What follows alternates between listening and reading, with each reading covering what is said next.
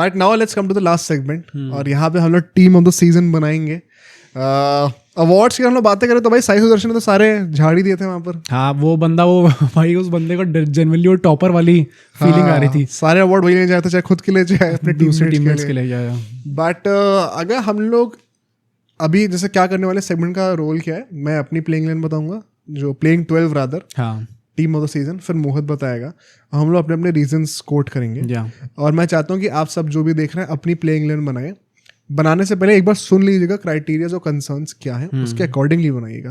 तो मुझे लगता है हमेशा ना टीम ऑफ द सीजन जैसे कॉन्सेप्ट्स ऐसे होते हैं, जैसे most of the times I completely disagree with even the executors playing 11, क्योंकि मुझे लॉजिक दिखता ही नहीं है। हर्षा भोगले की देखी, मैं तो उससे ही बहुत ज़्यादा डिसएग्री करता हूँ। बहुत डिसएग्री करता हूँ, हार्ड डिसएग्री करता हूँ। बट कई बार लोगों का ना किस एंगल से वो आ रहे हैं वो बहुत अलग होता है लोगों के लिए। तो हम किस एंगल से आ रहे हैं वो एक्सप्लेन करते हैं, और ताकि सबके लिए वो सेम एक प्लेटफॉर्म रहे, तो सबके लिए वो सेम चीज़ रखी जाएगी। जो चीज़ मैंने बनाते वक्त जो कंसर्न्स और जो पैरामीटर्स रखे हैं मैं वो शेयर करता हूँ। मुझे लगता है तुमने भी वो करा ही होगा कंसिडर, क्योंकि हम लोग वही सेम ही उससे करते हैं। एक तो भाई जब मैं शॉर्टलिस्ट कर रहा था बैटर्स को स्पेसिफिकली, हर बैटर तो ऑरेंज कैप की लिस्ट में टॉप ऑर्डर का था, मिडल ऑर्डर में कोई मिल ही नहीं रहा है। तो एक तो ये बहुत बड़ा पेन पॉइंट था। इसके चलते हुए क्या होगा ना कि अब ये देखो, अगर आप टीम ऑफ द सीजन बना रहे हो इसका मतलब ये नहीं कि आपने जो ऑरेंज कैप से टॉप 5 बैटर उठाए 5 डाल दी, ऐसे नहीं होगा। रोल क्या है, किधर बैटिंग कर सकते हैं। अब मान लो विराट कोहली ने ओपनिंग करी है, बट क्या वो नंबर 3 में बैटिंग नहीं कर सकते? करी है इतने सालों तक, तो उतना अमाउंट ऑफ चेंज चलेगा। बट ये नहीं कि अब मैं शुभमन गिल को नंबर 6 पर बैटिंग करा रहा हूँ क्योंकि मैंने सारी ही टॉप ऑरेंज कैप के लिए साके चेप दिए पूरी, वो नहीं होना, वो तो बहुत आसान हो जाएगा। तो ये कंसर्न था। सेकेंडली यार, इस साल मैंने पर्पल कैप और ऑरेंज कैप की लिस्ट को पूरा एनालाइज करा। There are hardly any stand out all round performances. भाई ऑलराउंडर्स, मेरा दिमाग खराब हो गया था पूरा निकालते हुए, मुझे मिल ही नहीं रही कि ऑलराउंडर किसको रखूं भाई मैं टीम के अंदर। लास्ट ईयर तो बहुत इजी था बिकॉज रसल और नारायण तो आंख मीच के आ गए थे सबकी टीम। प्लस ऑलराउंडर्स का ये भी हो रहा था ना, मैं जिनको अल्टीमेटली पिक करा है, पिक करते हुए मैं उतना सेटिस्फाइड नहीं था कि यार इनका सीजन तो कुछ खास अच्छा गया ही नहीं है। And so the third point, जो 2 कोर वैल्यूज है वो कॉम्प्रोमाइज नहीं हो सकती सबके लिए, बता रहा हूँ। नंबर 8 तक बैटिंग और कम से कम 6 बॉलर्स होना, विच मीन्स आपने डेप्थ कर रखी है, और जो उस डेप्थ के पीछे का इंटेंट है वो इम्पैक्ट प्लेयर मिला के, सब इम्पैक्ट प्लेयर मिला के ऑफ कोर्स। तो अगर आपको नंबर 8 तक बैटिंग चाहिए और कम से कम 6-7 बॉलिंग ऑप्शंस चाहिए, तो आपको ऑलराउंडर्स लेने ही पड़ेंगे। नाउ इन दैट प्रोसेस कई बार ऐसा होगा कि मान लो नंबर 7 पे आप चाहो तो क्लासन या फिर जो कि ऑलरेडी वैसे भी ऊपर बैटिंग करते हैं, मान लो एज अ मिडल ऑर्डर मान के चलो, उनको आप रख लो, क्लासन, पूरन, जिसको भी रखना है। बट क्योंकि आपको उस टाइम पे एक बॉलिंग ऑप्शन भी चाहिए, तो उसके चलते शायद वो टीम में नहीं आ पाएंगे, इवन दो वो ऑरेंज कैप में बहुत हाई थे। तो ये क्राइटेरिया और कंसर्न समझना, तभी आप समझ पाओगे कि प्लेइंग 11 बनाने का लॉजिक क्या है। बिकॉज प्लेइंग 11 जो हमारी बनेगी टीम ऑफ द सीजन की, that is not just about the best players. Strategically team oil कैसे करती है आपस में, एज अ टीम कैसे परफॉर्म करती है, वो ज्यादा इंपॉर्टेंट है। जस्ट फॉर कॉन्टेक्स्ट, जब ये हमने सोचा कि इसको करेंगे, प्लेइंग 11 बनाएंगे, तब मेरा रिएक्शन था कि ये तो बड़े आराम से बन जाएगी। नहीं हुई थी ना, तो मुझे 2-2.5-3 घंटे लग गए वो बनाने में प्लेइंग 11 को, क्योंकि वो प्लेयर्स चूज करना ऐसा भी था एक टाइम पे कि भाई ये 2 प्लेयर्स हैं, मुझे कोई एक चूज करना, मुझे समझ में नहीं आ रहा मैं किसको चूज करूँ अल्टीमेटली। पर ठीक है, कुछ हार्ड कॉल्स देनी पड़ी उसके चलते हुए। और 2 लास्ट चीज, ये थोड़ा सा मैं एक तो जो नॉन नेगोशिएबल है 1 सेकंड की, इस साल हमने आईपीएल में 1 सेकंड देखा कि पिचेस काफी वैरायटी की थी।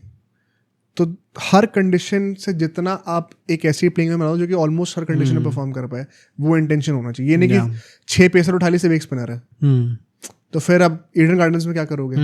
तो वो कॉम्पोजिशन भी दिमाग में रखना। और lastly left hand right hand matchups अगर हो पाए तो वो एक बोनस है।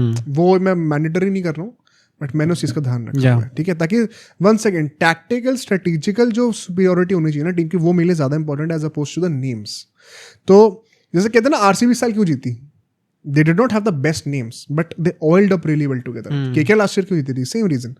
तो वो ज़्यादा ज़रूरी है। परफॉर्मेंस एक साथ कैसे कॉम्प्लीमेंट करेंगे प्लेयर्स एक दूसरे को, एज अपोज टू हर एक बेस्ट प्लेयर अपने इंडिविजुअली उठा लिया। तो ये सारे 5-6 कंस्ट्रेंट्स को दिमाग में रख के अब आप अपनी प्लेइंग इलेवन बनाना। मैं अपनी शेयर करता हूँ। मैंने पर्सनली ओपनिंग साई सुदर्शन से कराई है और साथ में मैंने मिचेल मार्श को लिया। डैम भाई साहब। और एक क्यों वगैरह लिया है, ये सब के भी रीजंस दूंगा और मैंने किन किन को कंसिडर करा था, और ये भी मैं बताता रहूंगा। मिचेल मार्श और शुभमन गिल में एक्चुअली में रन्स का हार्डली कुछ डिफरेंस है, और उन्होंने कम इनिंग्स खेली। स्ट्राइक रेट उनकी ऑलमोस्ट 10 परसेंटेज पॉइंट ज्यादा है, प्लस उन्होंने मेरे ख्याल से 12 इनिंग खेली और 6 50+ स्कोर्स मारे, इंक्लूडिंग 100। हर दूसरी इनिंग में उन्होंने 50+ टापा है, तो कंसिस्टेंसी पैरामाउंट है। या ऑल दोज रीजंस, उन सबके चलते हुए मुझे लगता है कि for me Mitchell Marsh was a better fit that Shubman Gill. Okay, I think यहाँ पे शायद तुमने कुछ अलग करा होगा, मैंने अभी अच्छा मैं ठीक करता हूँ पहले। है। तो ये मेरे ओपनर्स होंगे। नंबर 3 पे मैंने सूर्य कुमार यादव रखे हैं, I think once again goes without saying. या नंबर 4 पे मैं श्रेयस अय्यर रख रहा हूँ, जो कि मेरे कप्तान होने वाले हैं टीम के, ठीक है, इसमें भी कोई डाउट नहीं है मुझे। And once again I would say he has been one of the best Indian batters in this season. For sure. Virat Kohli team में नहीं होंगी इसी के चलते, अनफॉर्चुनेटली। नंबर 5 पे मैं रखूंगा पूरन को, जो कि हमारे विकेट कीपर होंगे इस प्लेइंग 11 के लिए। नंबर 6 पे मैं रख रहा हूँ एक्चुअली में हार्दिक पांड्या को।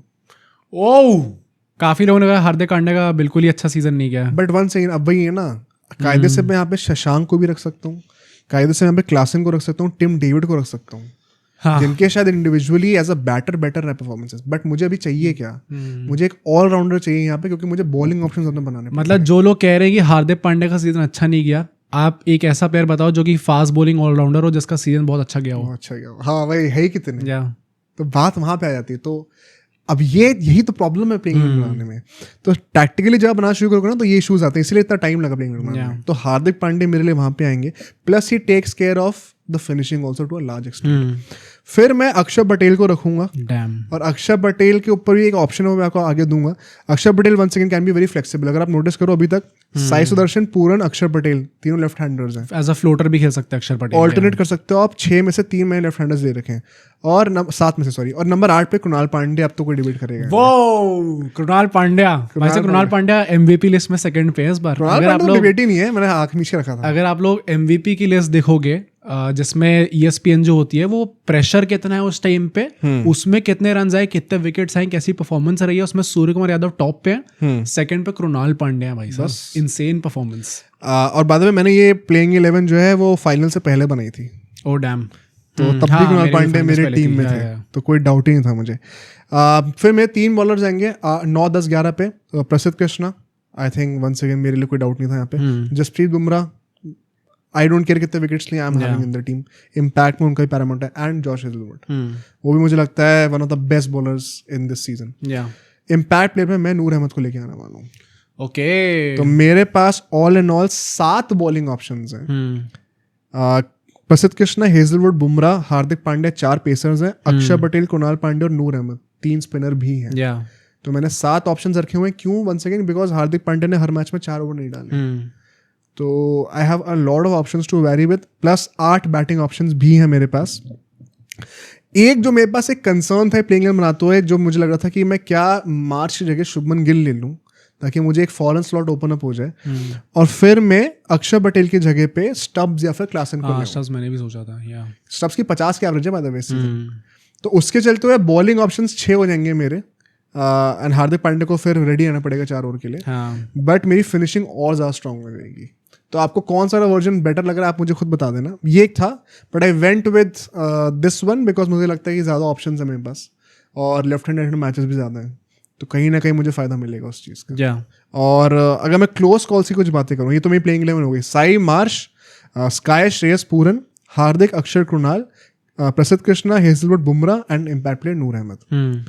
क्लोज कॉल्स में बताता हूँ मुझे क्या लग रहे थे। टॉप ऑर्डर की अगर मैं बात करूँ, ओपनर्स एंड नंबर 3 होता है टॉप ऑर्डर हमारा। Virat Kohli was a very close call. Oh damn, सही में यार, मतलब जो कंसिस्टेंसी उन्होंने दिखाई है, you have to consider him. And बात वही थी कि क्या मैं उनको साई सुदर्शन के ऊपर रखूंगा? ऑनेस्टली बताऊं, नहीं। इस साल सुदर्शन हैज बीन बेटर। क्या मैं मार्च के ऊपर रखूंगा? ऑनेस्टली बताऊं, नहीं। मार्च हैज बीन मोर इम्पैक्टफुल। क्या गिल के ऊपर भी रखते हैं?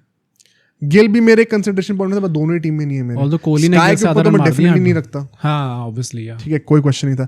Jaiswal was also a good contender, but I think कहीं ना कहीं फॉल्टर कर जाते हैं। Buttler was a good contender, but वो भी मुझे लगता है कि the 3 that I have chosen, Sky के अगेंस्ट में नंबर 3 पे तो नहीं रखने वाला उनको। केएल राहुल भी क्या आउटसाइड शॉट होते हैं भाई, मैंने तो नहीं रखा। आई थिंक उनकी स्ट्राइक रेट काफी ज्यादा कम थी। मैं कह रहा हूँ जो लोगों के दिमाग में होंगे प्लेयर्स, में उनका नाम ले रहा हूँ अभी। मतलब ओपन, अगर आपको ओपन भी कराना है तो देयर आर बेटर ऑप्शन जिन्होंने बेटर स्ट्राइक रेट और बेटर एवरेज पे उन ज्यादा रन मारे हैं। आप पहले 4 बैटर उठा लो, साई सुदर्शन, मार्श, स्काई, श्रेयस, किसके ऊपर रखोगे? हाँ, किसके ऊपर ही रख सकते हो। सिंपल सी बात है। मिडिल ऑर्डर की अगर मैं बात करूँ तो Klaasen and Stubbs were very close for me, और उनको मैं वही कह रहा हूँ, मैं रख सकता था अगर मैं अक्षर को हटा दूं तो, but because of one more option with the ball मैंने इस लाइनअप को सुना है, ये I think they are equally good, मैं कोई क्वेश्चन नहीं करूंगा इसमें. Nehal Wadhera was one option जो कि मैं सोचा था, but once again because it does not bowl, और मतलब बॉलिंग वैसे करते हैं बट इस सीजन नहीं कर रही है, तो अक्षर पटेल बिकॉज ऑफ दैट मैं थोड़ा सा उनको एक एडवांटेज पॉइंट दिया. Plus he is also bowling a lot in the powerplay. तो अगर मुझे किसी पिच पे पावर प्ले बॉलिंग करानी हो और मुझे पेसर से सारे ओवर्स वेस्ट नहीं कराने, मान लो मुझे बुमराह के 2 से 3 ओवर आखिरी के 6 ओवर में बचा के रखना तो मैं एक्चुअली अक्षर पटेल को यूज कर सकता हूँ.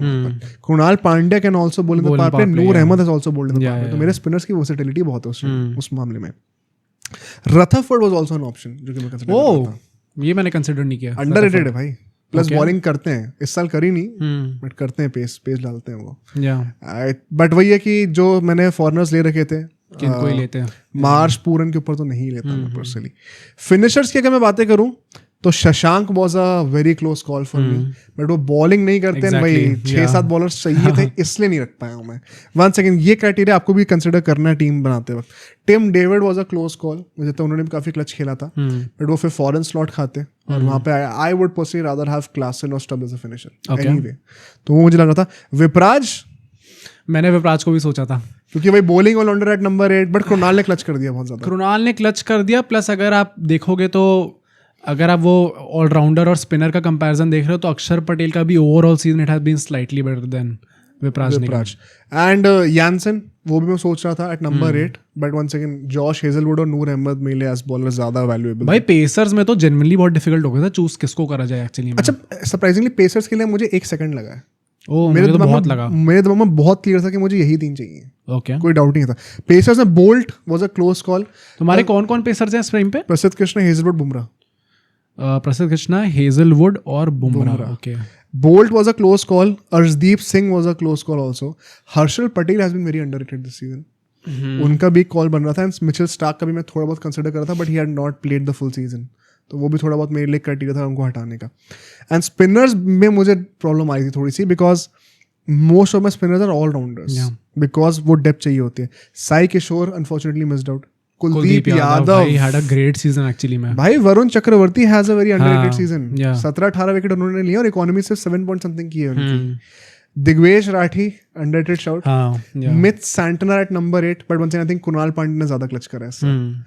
तो उसके चलते हुए मैंने ये प्लेइंग 11 बनाई है. आई थिंक मैंने बहुत सारे नाम लिए क्लोज कॉल्स में जिनसे सबके डाउट्स कवर भी हो गए होंगे. अब सोचो अगर एक क्लिप इतनी बढ़िया थी तो पूरा का पूरा पॉडकास्ट कितना बढ़िया होगा. तो अगर आपको इसी क्लिप का पूरा पॉडकास्ट देखना है तो यहाँ पे क्लिक करिए, और अगर आपको ऐसे ही और क्लिप्स बिंज वॉच करनी है तो यहाँ पे क्लिक करिए.